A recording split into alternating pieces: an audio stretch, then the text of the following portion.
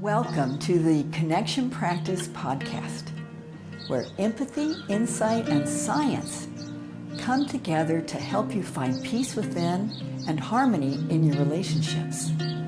Join me for inspiring conversations and a practical skill that brings emotional safety, clarity, compassion, and connection to your life.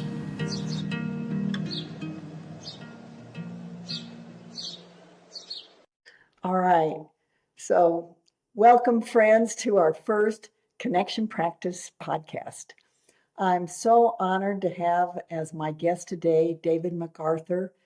David has been a friend for over 20 years, and he is my mentor in learning to live from the wisdom of the heart. David worked for the Heart Math Institute on their staff as director of personal development and religion divisions. And he's been a minister and teacher, helping people to transform for over 35 years. And his most recent book, I'm hoping you can hold that up for me, David, for those who are going to watch the video. His book is Your Spiritual Heart. And this book is the culmination of all of his own learning and his teaching for all these many years. So, David, would you please share the event in your life that motivated you to explore the secrets of human transformation? Oh, thank you, Rita Marie. What a treat it is to be here with you.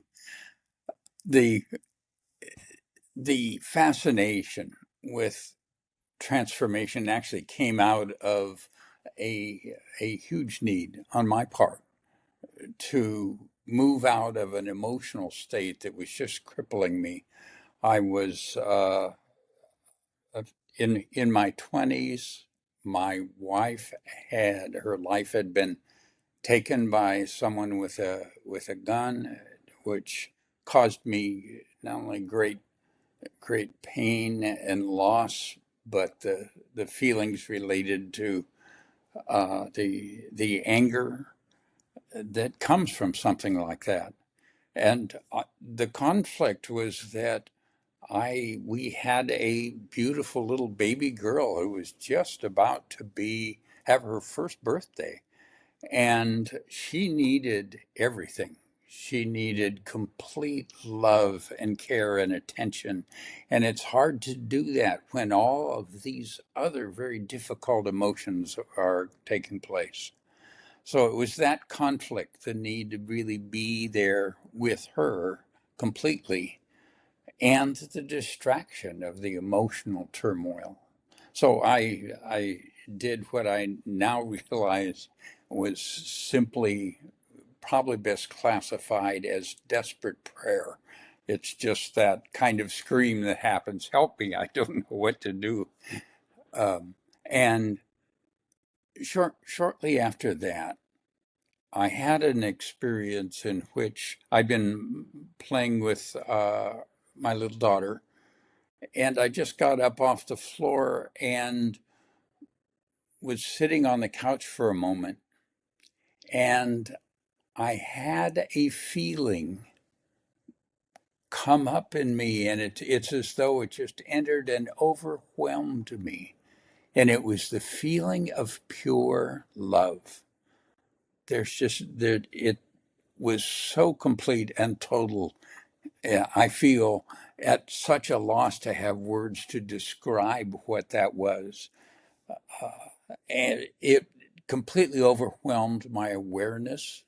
I don't know if it went on for 2 minutes or 20, and there was a point then at which it quieted and left, and I was sitting there on the couch, and I was deeply at peace, and the baby sitting there on the floor in front of me was also just very quiet and at peace.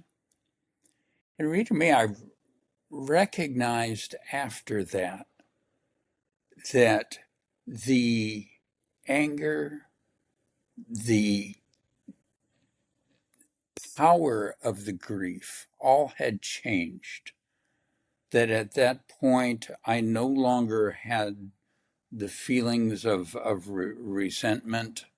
I still felt the loss, but it no longer controlled my experience. The loss was there, but it didn't have power over me. And the result was that I was able to be with this little baby and really give her the love and attention that she so deeply needed.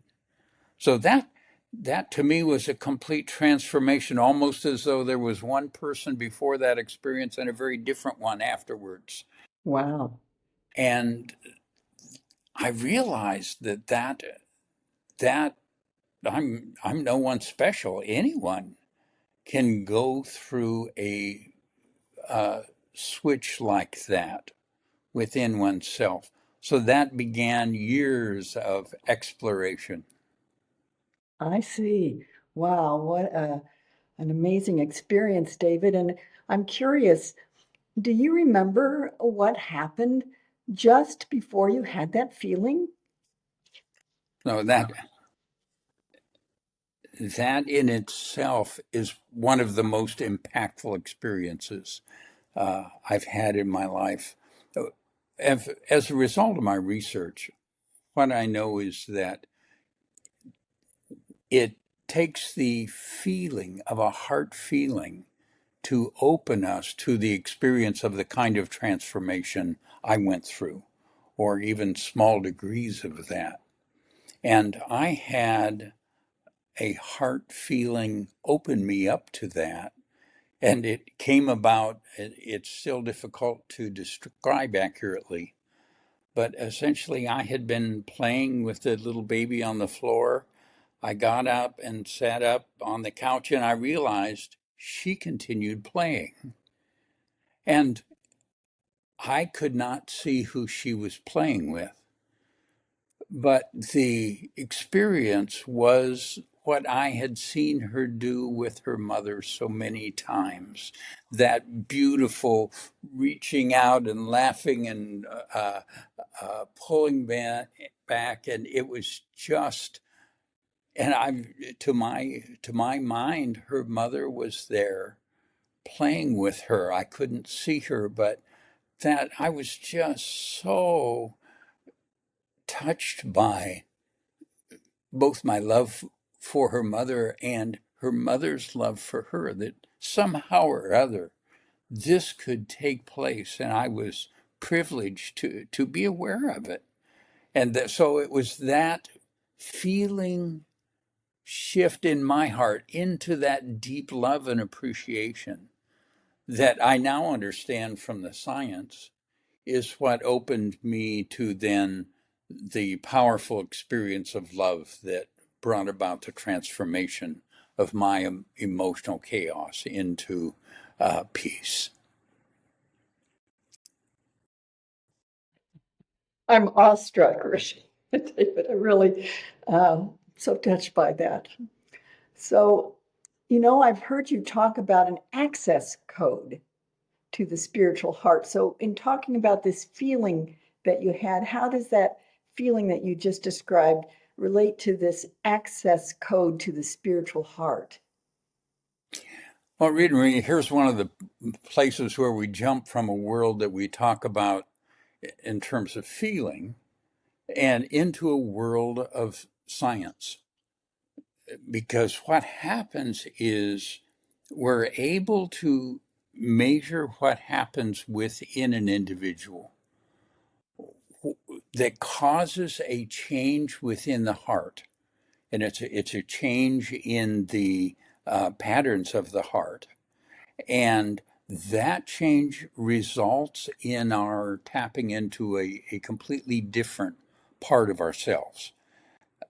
And the scientific term for the changes we see in the pattern is coherence.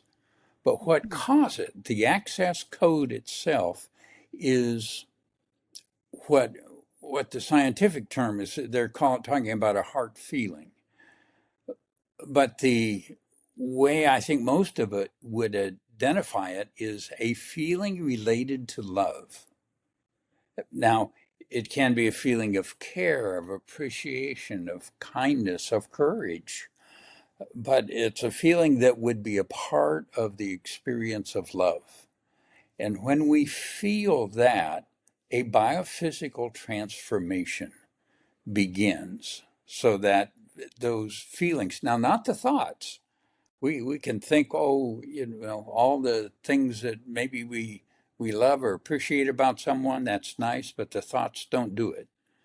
It's the feeling that causes the transformation. Yes, and I've seen you live from that all these years. And I'm wondering, David, if you could give us an example of when coherence really made a difference for you, besides the story that you just shared, but some stress or some situation in your life where coherence helped you make that shift. Well, one of the ones that comes most prominently to my mind is a moment now, many years later from the experience that I just shared, but I think the reason this is so important to me is that it's so ordinary. It was getting the children down to the bus. Now we lived in a beautiful woods, a redwood forest, and there was a, long drive down a narrow road to get to the bus on time. And we, every day it was two children, uh, kind of early teens, getting through the bathroom, getting the homework, getting dressed, getting something to eat, getting in the car, getting down there, and uh, every parent will know there's a point at which that fails.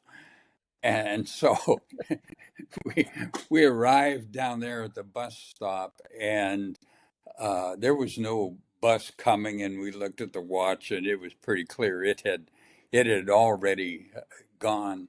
And because of where we lived, I couldn't catch up with it. It was in a forested area where the roads were controlled. So I'm at this point, I have to be at work in just a few minutes. The children have to get to school. It's a long drive. It's about 8 miles to their school. So there's no way this is going to resolve smoothly.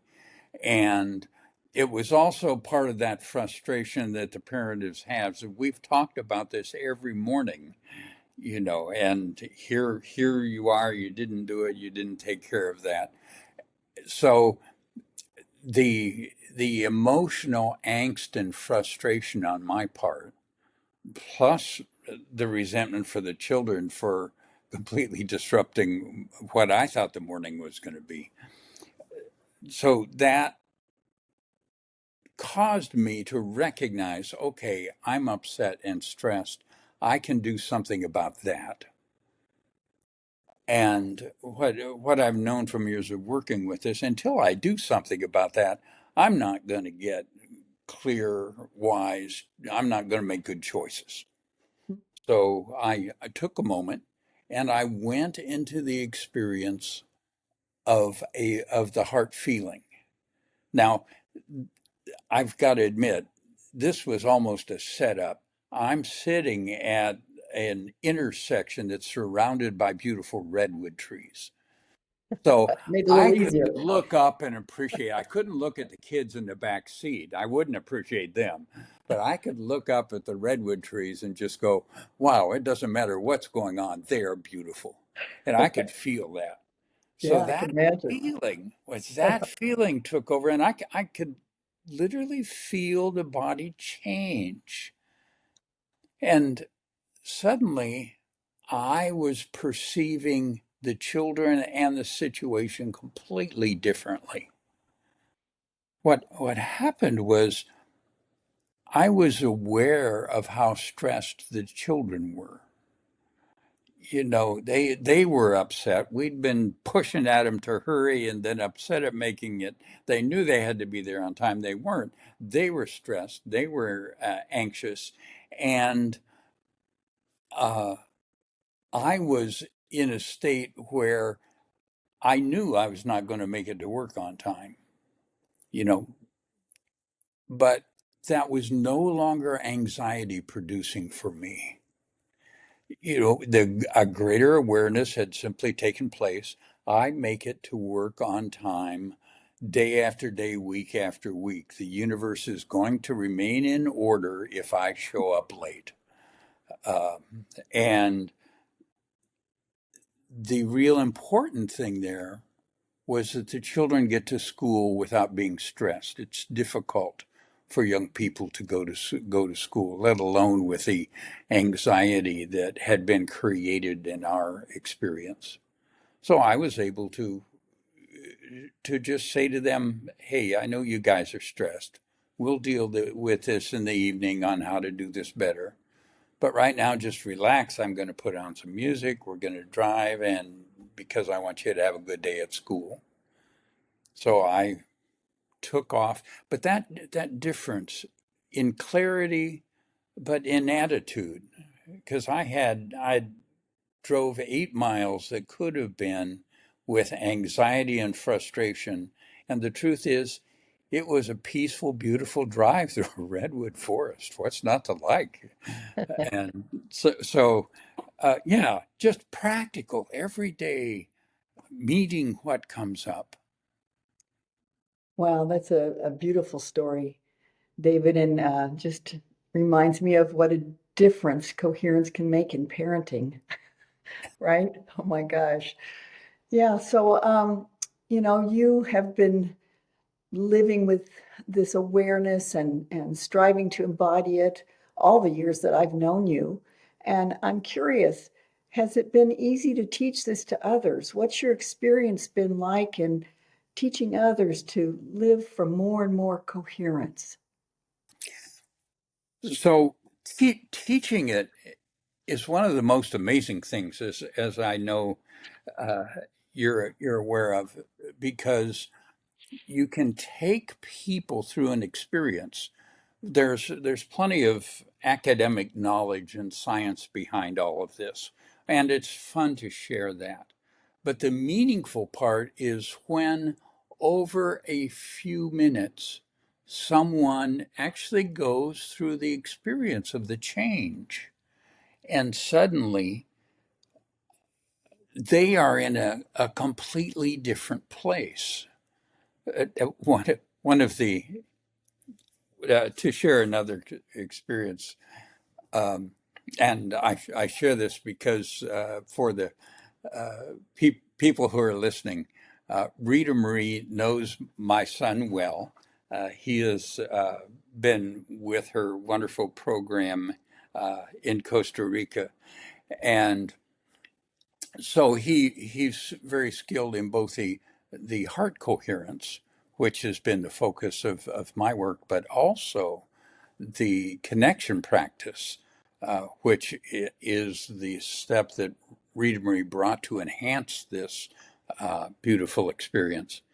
And Rita Marie, he went through a difficult experience where his wife came home having been offered uh, a new job position. She was doing temporary work. Unfortunately, she was aware of why the position was open, and it was because she'd been there with the company. She was aware of the highly dysfunctional nature of the office she was being offered the position in. So she was in that state of conflict.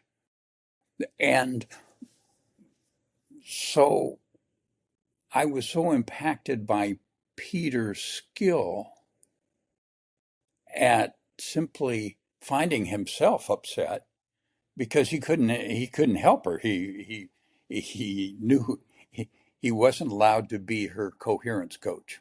Mhm. Right. That was not something that was okay in their relationship. But but he could take care of his own. And so when he went to coherence, when he went into the heart feeling, that his frustration disappeared, but also this incredible ability that is at the root of the heart work and at the root of connection practice, this intuitive capability. he understood her need. He understood that she really needed connection. In all the frustration and the confusion that was going on, he was able to simply say to her, "Is it okay if I just hold you for a moment?" And she thought and said, "Okay." And then, so he just put his arm around her and held her. And then there was that deep breath. And finally, okay. And then she was able to get her guidance and pursue. And actually, it turned out she took the job and did well in it. Oh, But uh-huh. um, Peter's learning that ability not only to learn in the classroom, but to bring it into the world in which you live and do it. Yeah. It's that secondhand information that lights my heart up, because I know, yes, you learn to do it, but more than that, you've brought it into your living and it's making a difference. Yeah, I hear you. And and it takes practice, doesn't it, David? It does. So that you Yes, remember to do it when you need it most, right? yes, yes. That's, a big part of my learning has been, okay, I know how to do coherence, but will I remember to do it? It takes practice after learning coherence so that we remember to use it when we need it most. And it takes some willingness on our part to actually start using it in our lives. Is that what you found, David? That, it's one thing to know how to do it, but there's like a sincere commitment that's needed in order to begin embodying it in our lives. Is that And right? and Rita Marie, not only is it true, but I think it's also part of what people, when they work with the connection practice, find to be their highest motivator. And that's so often, at least for myself, I know I'm willing to go with my being grumpy or upset, and when, yeah, I can get over it in a minute, uh, by doing this. So our my sense is that often our own motivations for ourselves aren't as strong as when we're dealing with others. And we mentioned the parenting and other things, or when you're in a conflict and you really want to resolve that. It's that recognition that this is important to me, that I think is part of the motivation to remember to take the steps that are offered in these amazing processes. I hear you. And one of the things that has helped me is to literally get my hand to my heart. Because if I'm really triggered by something, if I'm really stressed, if I can just get my hand to my heart, then it's almost like my body, my mind kind of know what to do now. It's just having that willingness and the remember moment to get my hand to my heart. Have you found that to be true and in teaching others? Yes, yes, and it's why I brought that in as a part of the techniques, is when with that touch, it's as though we create a shift within the body. And it's a physical shift, but it's also an emotional shift. Much more of a willingness and awareness. Oh, I have an option here. Yeah, I hear you. So you have been one of our greatest supporters for, over 20 years. And I'm curious, since you're such a fabulous advocate of heart math and coherence, what is it that you found valuable, particularly about the connection practice? So the connection practice brings something that I have found not really available in any other uh, practice to the degree that is through the steps that you've created. And there are many ways, Rita Marie, for us to get to a state of peace. Uh, from emotional turmoil to peace, the heart exercises we've been talking about are, I think, the most effective for immediate relief, but there's many other ones that people have been doing coming out of many different disciplines. So the initial experience that is beneficial of getting to peace is helpful, but it's not unique. The connection practice is, to me, unique because it takes the dynamic from my peace and lets me bring it into harmony between people. So it's not just that I can be at peace if you're upset, but I have a way of interacting with your upsetness that lets us both get to a state of harmony together. And that is, not only is it unique, but its effectiveness is so great that it reinforces itself to the parent that's learned how to work with that, the upset in the child, or the employee or employer in the work situation. That it's just amazing the ability to bring that transformation into our experience, that between two people, not just within the self. So that is why I have been so excited about connection practice, and why I think it holds a real hope for a world that is finding itself increasingly polarized. It moves us beyond polarization into connection. I have certainly found that to be true too. Thank you for articulating it in a way that's a little different than the way I speak about it. But really, certainly we're on the same wavelength. And, this synergy that we find between empathy and insight, that was sort of the big aha for me, is that when we know how to get to our empathy and we know how to get to our insight, when there's some challenge coming our way in life and we can access those two fabulous strengths, we can respond with so much more confidence in life, and getting ourselves connected, and then, like you said, bringing it out to the others in our life. So it was the magic of that combo that fascinated me when it first came to me years ago. Yes, and it's you've brought it into a practical place where we can do it within a short amount of time. We can do it in the situation we're involved in, rather than a reflective step back, you know, remove yourself, work things out, come back. That the power of it is so great that the empathy is easily accessible, and the insight is there where you need it in the situation. So true.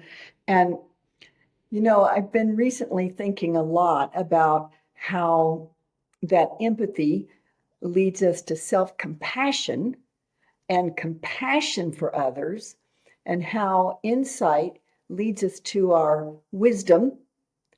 And that really, when we know how to get to our compassion and our wisdom, then we can more and more live from that intersection of compassion and wisdom within us. I never get over the awe of that. And maybe one reason I don't get over the awe of it is in the application. Like you've been saying, David, you have to do it, right? It's one thing to have this great theory, oh, you can live from the intersection of compassion and wisdom. But when we apply it, and it makes such a difference in our own inner experience and then in our relationships, I've never gotten over the awe of it myself, I have to say. Yes. And I think one of the reason it impacts us when we see that is that we are suddenly seeing an individual as that individual really is, as we really want to be. We want to be compassionate, wise people. Right. It's who we really are when we take away all the, there's this and that, and the stuff that the head is trying to calculate and protect you from. And suddenly, wow, here we are showing up the way we really want to show up, adding harmony and connection in a place where that did not exist. Yeah, that's so true. And it does seem like we're seeing more and more disconnection in our world, as you mentioned earlier. And, our nonprofit has been exploring how to be more and more helpful, in this disconnected world. And as you know, we've been at it for a long time now, basically since 2003, more or less, actually implementing it in schools here. So, we considered using a variety of different ways to scale the connection practice. And one of the suggestions was AI, to use artificial intelligence to have an AI chatbot that would give people empathy and so on. But, after exploring that in actually many different ways, like tried several years to figure out how we could reach more people. And of course, AI can do that. But ultimately, I decided that we need that authentic human connection in order to really have shifts that are deep and lasting. So uh, I'm just curious if you have any thoughts about that too, about the many different ways that actually AI is being used uh, to give empathy as compared to uh, actually having our coaches provide the empathy. We are scaling now with our many coaches, and that's how we're going to keep the authentic human connection. I'm just curious what you think about uh, how we can end up giving enough empathy in our disconnected world and help people find the way forward to live from compassion and wisdom. So I think what what you're bringing, Rita Marie, is you're responding to a deeper need that we have as humankind, and that is heart to heart connection. Yeah. That's our real need. Yes, we can have these wonderful tools of uh, software intelligence give us information and pull up the words that might be helpful, but that's completely different than heart to heart connection. Yeah.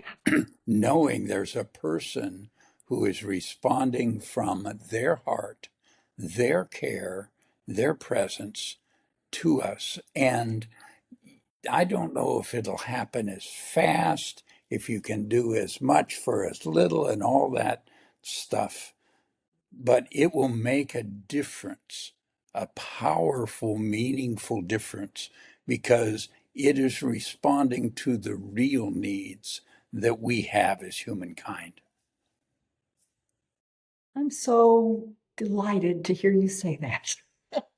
Because that's the conclusion I finally came to. Like, yes, I want to reach more and more and more people, help people uh, stop having so much unnecessary suffering in their lives and have more joy, be able to thrive in their lives with connection. Uh, and so many people advised me, especially over the last few years. And I finally just had to figure it out. Years ago here in Costa Rica, we were funded by an organization that's like the United Way in the United States. And the leader was just wonderful, their president of the United Way.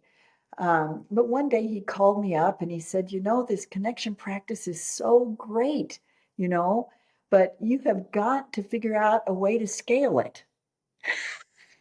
And and so I said, okay, I will. And actually, like right now, David, we do have a way to scale it like we've never had before.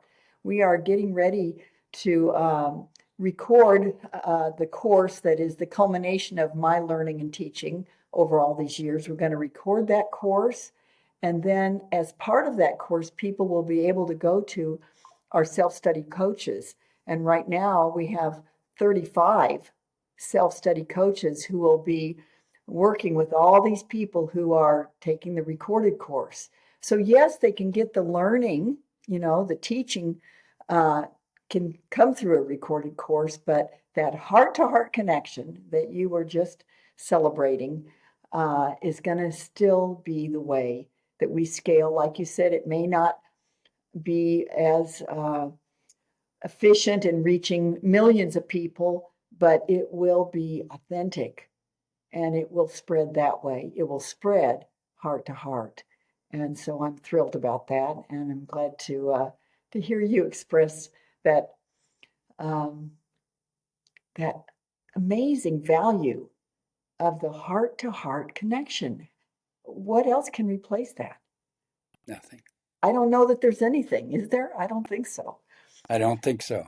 All right, my friend. Well, listen, it is always a pleasure to be in your presence. And, you know, of all the people that I've known over the years in terms of embodying what you teach, you're for me the master. And I say that with a lump in my throat because it really does bring tears to my eyes. The way that you have supported our work has just been uh, not just generous, but just so expansive. You've helped us to expand and to help so many more people.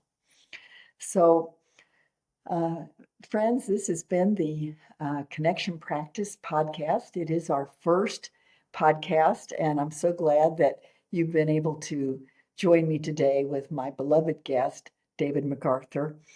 And together we are building a global community. This is another way that we're scaling, David. We've created an online global community for anyone who has learned the basic connection practice. And this has just been launched in the last month. And so we'll be able to reach even more people in that way.